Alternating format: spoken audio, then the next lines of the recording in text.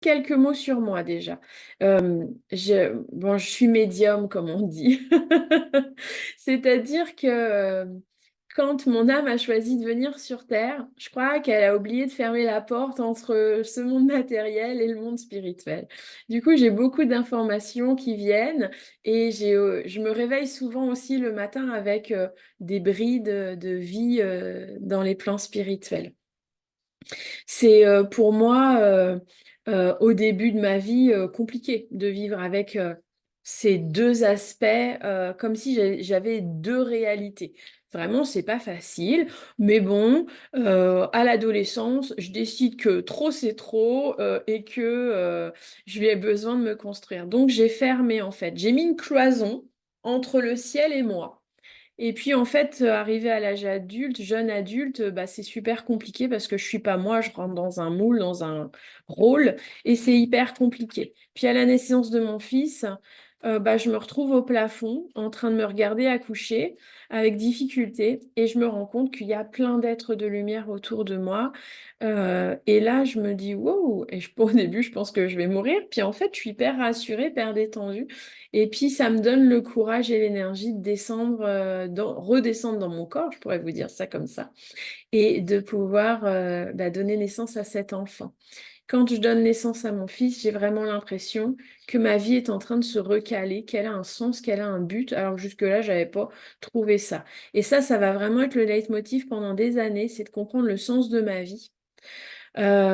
Et ça va être aussi ponctué de plein d'incursions du monde spirituel dans ma vie, ou moi qui vais, sans vraiment le vouloir et le comprendre, aller voir le monde spirituel. Bref, j'ai beaucoup travaillé sur moi parce que j'avais d'énormes blessures, une enfance pas facile, il a fallu que je règle tout ça. Et puis enfin, eh ben, euh, j'ai pu m'ouvrir entièrement et complètement, déjà à moi-même en fait, je pourrais vous dire, avant les plans spirituels. Et à partir de ce moment-là, ce qui s'est passé, c'est que les plans spirituels ont été d'un soutien sans pareil. Aujourd'hui, je ne conçois plus ma vie sans eux.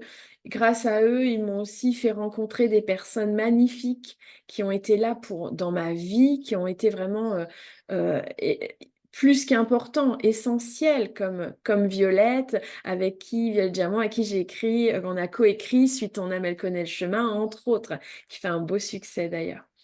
Donc, voilà comment ça s'est installé. Et puis, ben moi, j'ai toujours été aussi très attentive à ce qui se passait. J'ai fait une école de sophrologie parce que je voulais quitter mon métier de blouse blanche où j'accompagnais en soins palliatifs. Donc, vous voyez, j'étais auprès des personnes en fin de vie. J'avais aussi là foison de choses spirituelles qui m'arrivaient et puis des phénomènes extrasensoriels, comme on dit. Donc le monde spirituel a toujours été autour de moi, même si je lui ouvrais plus ou moins la porte en vérité. Quand j'ai fait mon école de sophro, j'ai découvert la pleine conscience et être attentive. Et du coup, là, ça m'a mis dans mon corps, ça m'a euh, permis d'aller vers un chemin de guérison avec moi-même, avec mon corps, avec mes blessures. Et puis, bah, ça s'est tellement ouvert ensuite la spiritualité que je me suis dit, bah, puisque c'est là, puis c'est tellement fort, puis ça m'appelle tellement, j'ai eu une espèce moi j'appelle ça l'appel, c'est-à-dire c'est presque passionnel en fait, je pensais qu'à ça, puis j'avais pas de culture, ni religieuse, ni ésotérique, rien du tout de tout ça, il fallait que j'apprenne tout.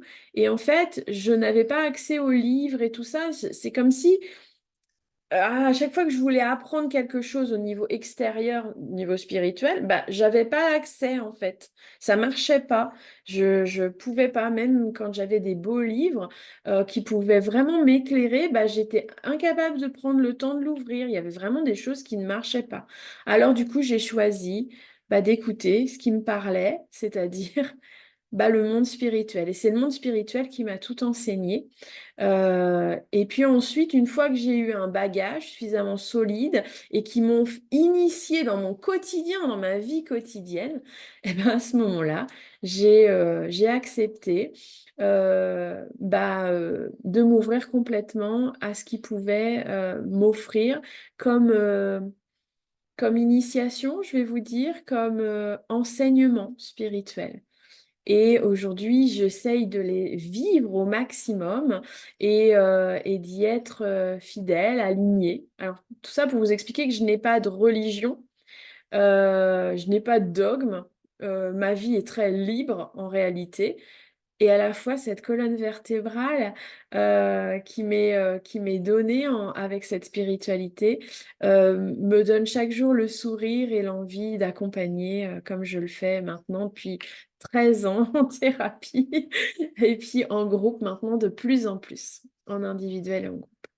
Voilà, donc je vous expliquais que voilà, le monde spirituel, pour moi, ça a toujours été là et c'est pour moi une évidence. Ils sont d'ailleurs pas là-haut, même si par abus de langage, on a tendance à dire là-haut, mais ils sont tout autour de moi et en moi et je me sens, entièrement et parfaitement à l'aise avec ça.